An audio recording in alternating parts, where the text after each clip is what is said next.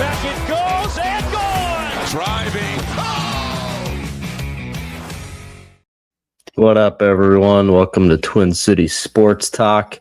We got a little special episode today. We're going to be going through the whole Twins minor league system, just everything that's happened at the start of the year, because they've had a little bit to get going here, all four teams, but it's not like they started on the Twins' same opening day. So we're just going to hit everything a little bit, and then we should be good. And it's not going to be too big of a deal here, but there's definitely things to note from, well, really every level here. So what we got first, actually, I completely forgot about this, people, but first we got to cover some predictions that need to be made here, and predictions that Trevor and I made in the last few days. First one, Wild did play the Predators the other day, ended up losing 2-1 game. I mean, pretty much the Wild were resting some players. I don't think Brodin played. There's like 4 players that were resting, so couldn't really expect to win. Predators are, I think, still fighting technically for a playoff spot, if I'm not mistaken. But anyway, how this went, I said the Wild would lose, so that's a correct point for me. Trevor did not say that they would lose. He said the Wild would win 3-2. But Trevor did get his player prediction, which I probably should have charged a little bit more for this. He said McCarron, Trenin, and Marcus Foligno would combine for 8+ hits. Trenin had 7 in the game, and then Foligno had like 4 or 5. So either way, it was a pretty easy bet right there, and something I probably should have charged a little bit for. Either way, what we got here is another prediction that I have to get to real quick. Twins just ended their series with the Toronto Blue Jays today, and this is how it went. Trevor and I basically teamed up pretty much identical here for the Twins series. We both got the Twins series correct, where we said the Twins would win 2-1. So good for us, and the Twins looked phenomenal this series. Except, I mean, even game 1, the pitching kind of left us a little bit. Sim got shelled by the Jays lineup. But overall, the series, really fun baseball to watch. And the Twins have the Red Sox starting tomorrow, or I guess today from when I'm recording. Shocker, people. I don't know my days. Either way, maybe you're a bit confused, people, here. So we predict one game. Trevor and I both choose one game to predict in the series. I chose game 1. I said the Twins would win game 1 5-2. That ended up being wrong. But I did say Patrick Corbin would go 4.1 innings pitched or lower. He went 4.0, 4 exact innings. So the Twins got to him early, and that ended up being correct for me, giving me another point in the point category. And then Trevor, he said he predicted game 3 that happened yesterday, and he said the Twins would lose that game, ended up winning 8-2. But he did say Taj Bradley would have 7 strikeouts or more. Taj had 7. So Trevor barely got that prediction. Either way, Trevor's 1 point ahead of me in the point category, and for our records, we're going off percentage. So I'm a little bit ahead in that category too. Either way, there's our predictions from the Twins series as a whole. A few things about the series. Joe Ryan, really nice start. Taj Bradley, it was a bit shaky, but this is what good pitchers do. Good pitchers, even when they don't have their command, and even when they just can't get it figured out for the most part, like Taj did today, he had 4 walks, only 5 hits, but there was base runners. But he fights back. He got through 5 innings, and he figures stuff out. He gets outs in different ways, and that's what great pitchers do. And Taj is off to a phenomenal start. One thing to note, Andrew Morris, fantastic stuff today. Andrew Morris, MLB debut, 3 innings pitched, let up the 6 hits, but I'm not going to lie, those hits were very, very on the lucky side of it. A couple dribblers passed right up the middle past Brooks Lee. He had a bloop past Brooks Lee over there and left. And those were, some of that was against the best players in the lineup. I mean, Dalton Varsho kind of crushed the whole staff yesterday as a whole. Went 3 for 4, I think.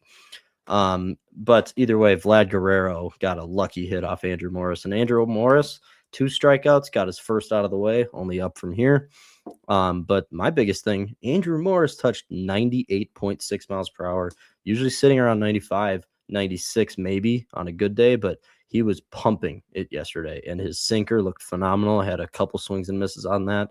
So Andrew Morris, if you're watching, fantastic stuff, and I'm excited to see what you got in the future right now. And depending on injuries, depending on if Lowerson gets back, I'm excited to have you up for the time being right now. So great job, Andrew. And then Justin Topa came in, got the outs, let up one hit, but got the save for the Twins today. Lineup did a great job today. Tristan Gray with another 3-run jack for him. Keyshaw with another 2 hits, with one coming 106 miles per hour off the bat. And then who had the other home run? Clemens. Clemens hit a moonshot, his first of the year. So really good stuff from the Twins today, and it's good to see. One thing I want to note, Brooks Lee, great job. Brooks Lee is really getting going now. Multiple hits this series, 2 home runs against the Jays, and he had a hit today, so it's a 4-game hit streak, I think, for him. So really good stuff from Brooks Lee, and I want to keep seeing it more and more and more. We need it. We need it at the shortstop position. So Brooks, good job. Let's get to some minor league stuff now. I'm going to go through the St. Paul Saints stuff real quick because that's the most stuff, and they've been going for the longest time. And actually, I don't know what happened today or yesterday within the team. And actually, instead of just going through the whole season as a whole, to start this, I'm going to go through the box score from today's game. And so the St. Paul Saints, all right, here we go. All right. I'm just going to go through the lineup real quick. Okay, so this is very positive. Walker Jenkins, a 3-hit night. So that's even better. The 1 home run tonight with Kyler Fedko. Perfect. Kyler Fedko, a 4-hit night, 5 RBIs for him. Wow, that's amazing. Alan Roden with a hit. Gabriel Gonzalez. Kalen Culpepper with a hitless night. So that's not very cool, but he'll bounce back. Kendry Rojas with, I think, his first start of the year. 2.2 innings pitched, only 1 hit allowed, 3 strikeouts. Great job, Kendry. Another one to note. Marco Raya came in and only got 1 out in his performance today. Let up 6 earned runs off of 1 home run. I'm assuming it had to have been a grand slam. If that was the case, that really stinks, Marco Raya. I have some positive things to note from him in his last few appearances, but Manuel Rodriguez also bad night. So Saints got the loss tonight, but either way, as a whole season standpoint here, I'm going to talk about Andrew Morris real quick because he did make his MLB debut today. But Andrew Morris in St. Paul so far this year, 2 starts, 7.1 innings, 5 strikeouts. Only has let up 1 run, I'm pretty sure, or maybe 2. He has a 1.23 ERA and then 2 walks in those 2 in the 7 innings he's pitched. So he was doing great to start the year. Velocity's been up. Great stuff from Andrew. All right, now starting from the top, our guy, Andrew Bash. He was on the show. Twins signed him this offseason. Andrew Bash, really good start.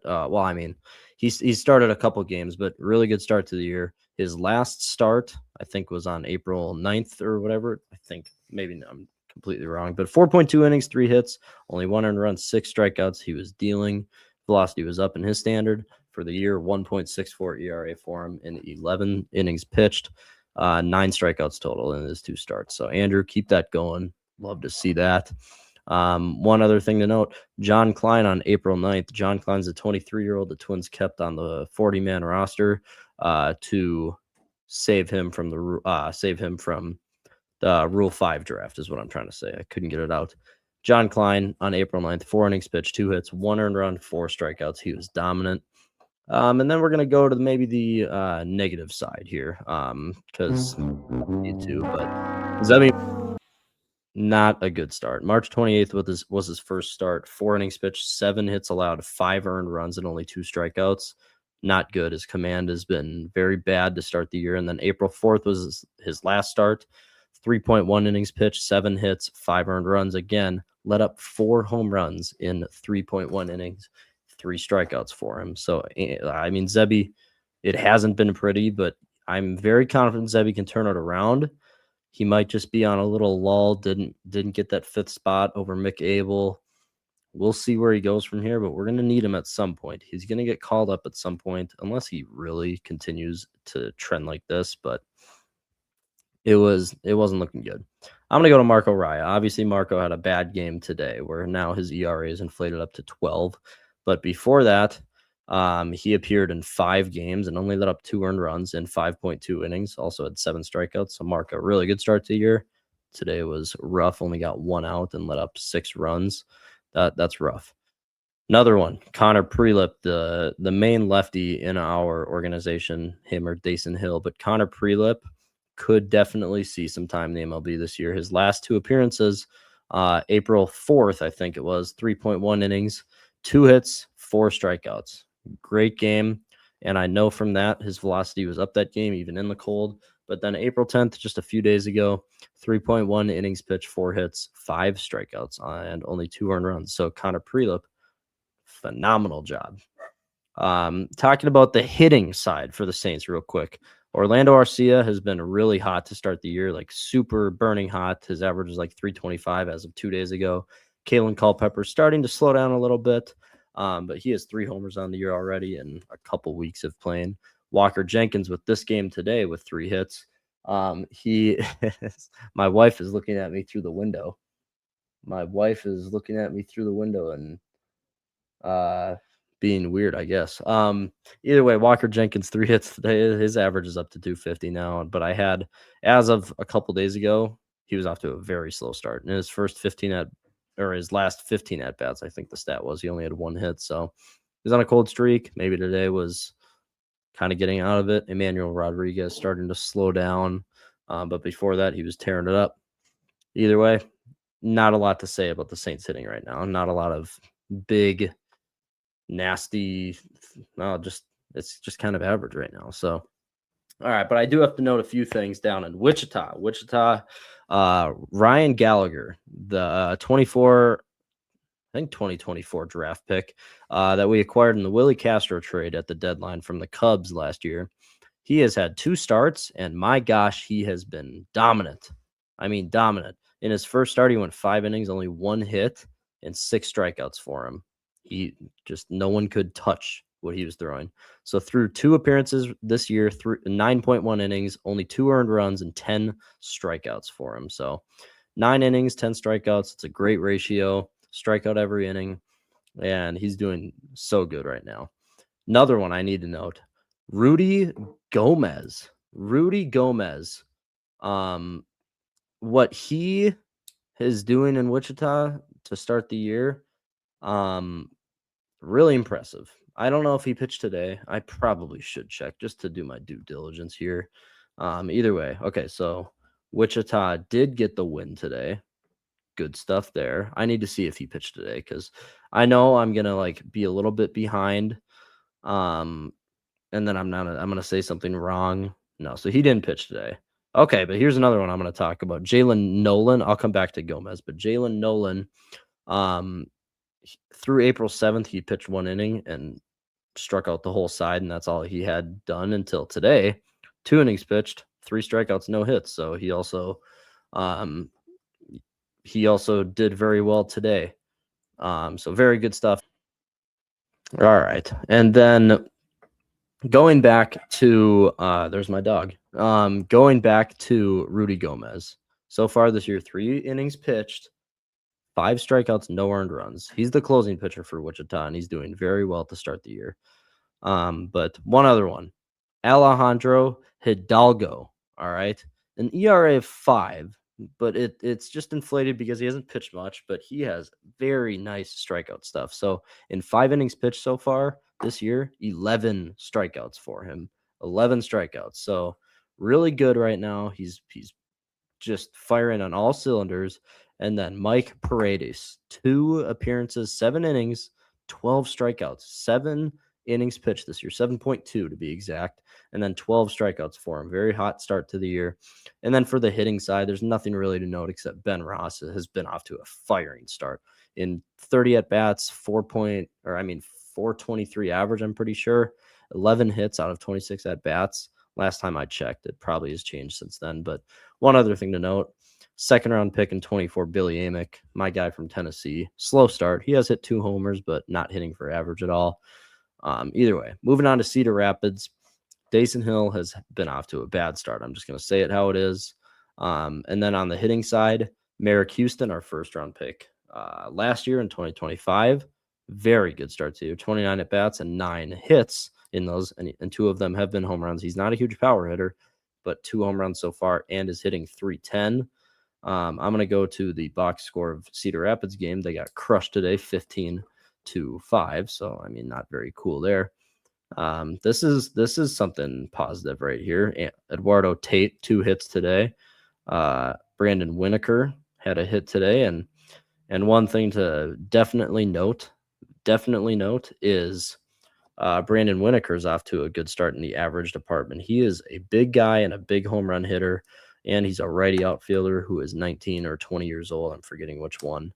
But he's doing everything, and he will keep on climbing in the system and hopefully eventually come up and be hopefully a productive power bat for the Twins. So I'm hoping for the best with him, and hopefully I'm not hoping something that is kind of impossible to happen. I don't see it being like that, but he is young. There's a lot to prove still. So we'll see. That's all I got for that. We will see. All right. Moving on to our last team, Fort Myers, the Mighty Muscles. The pitching has been absolutely amazing. I mean, there is nothing that you can say about this team without mentioning the pitching. All right. 2 guys, James Ellwanger, our 4th round pick last year. In his first appearance, he went 3 innings, 4 strikeouts, no earned runs. In his second appearance, 4 innings pitched, 5 strikeouts, no earned runs. 9 innings pitched so far for James Ellwanger, 7 innings pitched, not 9. 7 innings pitched and 9 strikeouts and 0 earned runs. But the one that's even better, honestly, is Reed Mooring. All right, these guys threw a complete game shutout. I forget if that was their first start or their second one, but either way. Reed Mooring in his first appearance, 4 innings pitched. This was the shutout because James Ellwanger went 4 innings pitched, 3 innings pitched. I'm all mixed up. 3 innings pitched and 4 strikeouts. Reed Mooring went 4 innings pitched and 7 strikeouts, no earned runs. And then the closer went in and shut out the last 2 innings. Reed's second appearance, little bit more shaky in terms of command and everything. 4 innings pitched, did have 3 walks. Still had 5 strikeouts and 0 earned runs. But my biggest thing here, Riley Quick in his first start just a couple days ago, I think it was 2 days ago, 2 innings pitched, 5 strikeouts, and his command and his velocity were all there. This was his first appearance, and guess what? This guy is coming straight out of Alabama, had a fantastic year in his last year in college there for Alabama, and guess what, people? He is going to work his way up quick. He has fantastic stuff, and he was our first round pick last year. Second round pick, early second round. Sorry. Riley Quick is the early second round pick, and he is just firing on all cylinders. Really, his velocity was up that first start. Not up, but it's just good fastball and a lot to work with there. So 2 innings pitched for him. Didn't have a huge leash, but 2 innings pitched and 5 strikeouts. That's all you need from him. All you need. And then also an early round draft pick last year, Quentin Young. He's also a college kid here, so he also hit his first home run on April 7th, so something positive there. He's a third baseman, outfielder mix, I'm pretty sure, if I'm remembering correctly, and he is a power bat for the Twins. So it'd be great to have a power bat that's on the infield. We haven't had that in a while, maybe since Brian Dozier, actually. Yeah, it's been a while. Either way, there is everything that I have to note about the whole system right now. A lot to work with, a lot of good things, some bad things. W. Matthews, get it together. Our guy, Andrew Bash, great start to the year. He'll find his way up to the Twins soon. But other than that, people, we're going to do this every 2 weeks. We'll probably include some video clips in there to really show off what we're talking about. Andrew Morris, great start in St. Paul. And I should not be wrapping this video up because my mistake, people. I got to make predictions on this upcoming Twins series. Twins start a series against the Red Sox tomorrow. I almost completely forgot about that. Would have been bad. And tomorrow, I mean today, because this video is going to be posted, well, tomorrow from what I'm recording now. So either way, pitching matchups, Bailey Ober on the mound tomorrow for the Twins. I'm not confident because the Red Sox have Mr. Garrett Crochet, one of the best arms in the league. Everyone knows that. So it'll be tough. I mean, this whole series is tough because if you go to game 2, old friend Sonny Gray on the mound for Boston against the young gun Mick Abel. It's going to be tough. It's going to be tough. Even game 3 here. Connor Early, one of Boston's very bright, young, coming up guys. His last start against Seattle went 4.1 innings, 5 hits, 1 earned run, 5 strikeouts. In all 3 of his starts, he hasn't let up more than 2 earned runs. His ERA is 2.63, and then Simeon is on the mound. So it's definitely the weakest pitching lineup the Twins have had going into a series this year, being Ober, Mick, and then Sim coming off a very rough start against Toronto. So it's gonna, it as well as the Twins have played, I cannot in my right mind, Trevor's not making predictions on this. He couldn't be on tonight. But not in my right mind, I cannot say the Twins will win the series when the pitching matchups are like that. Even with the way they've been playing it, they've been playing the lineup. I will say kudos to everyone in the lineup, pulling really good at bats and then putting the ball in play. It's finding holes. That's how you win baseball games. And then you steal, good guys in scoring position. But the Twins are also 3rd in the league in walks. That's maybe my favorite stat. Twins lose this series 2-1. Like I said, this pitching lineup is seriously not in their favor by any means. And then what we do here is we choose, like I said at the beginning of the episode, we choose one game to predict, and this is hard because I could definitely see the Twins losing any of these games, to be completely honest. What I'll say is I'm going to go game 1, and I'm going to say the Twins lose this game. As for my score prediction, I'm going to say Twins lose 6-2. Ober is coming off of a good start, I will say. He limited damage and made the right pitches when he needed to. Got ground balls when he needed to, and it was good. I'm not confident. This Red Sox lineup is still very good. If I'm not mistaken, I don't think they're very injury rattled by any means. So my player prediction, you have to include a Crochet prediction in there. You kind of just have to. Crochet will have 6+ strikeouts. And then Ober will have 3 or less strikeouts. So a little bit of a parlay here. There we go. Crochet 6+ strikeouts, Ober 3 or less strikeouts. And basically the only reason why I'm making this prediction about Ober is that honestly, the velocity's down. This is like the first time in the last couple of years with Ober on the mound, even with his rough year last year, where I just don't feel confident with it. I'd like the velocity to be up a few miles per hour because honestly, his changeup sits at 84. And when you're throwing your fastball 88, 89, sometimes 87, there's not a big difference except the break that the changeup has. The drop, it's not a big difference. Teams and batters can figure out of the hand what you're throwing, basically. Not good. And teams don't have to ramp up. This is the difference with pitching, is when you have a 97 mile per hour fastball and then 84, like say this. What do you know why Bailey Ober was so efficient in 2024 when he was just honestly the best pitcher on the staff? Had that ERA of like 3.02, almost led the team in strikeouts. He was going full complete games, is because guess what? His fastball was averaging 93. Okay. Teams, when you have a 4 mile per hour difference, they don't need to sit on a pitch. They can adjust mid pitch. If it's a changeup, they're going to swing lower, anticipate the drop with it. But guess what? When his fastball was at 93 and his changeup is always at 84, that's a 10 mile per hour difference, almost 9 mile per hour difference.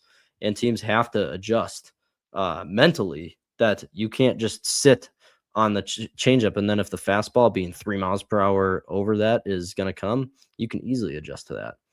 There's a lot that goes into it. Bailey is still a great ground ball pitcher, but this Red Sox lineup is probably the best lineup that Ober has faced this year so far. So I'm not confident with tomorrow. Twins lose 6-2, and there's my predictions. Either way, there we go. That's the episode. Everyone, go follow the YouTube, Instagram, TikTok, and Spotify. Thanks for all the support. We always love it. Leave some comments, questions, concerns about the show, about sports in general. We'll talk about it on the show, your comments. And everyone, have a great day today.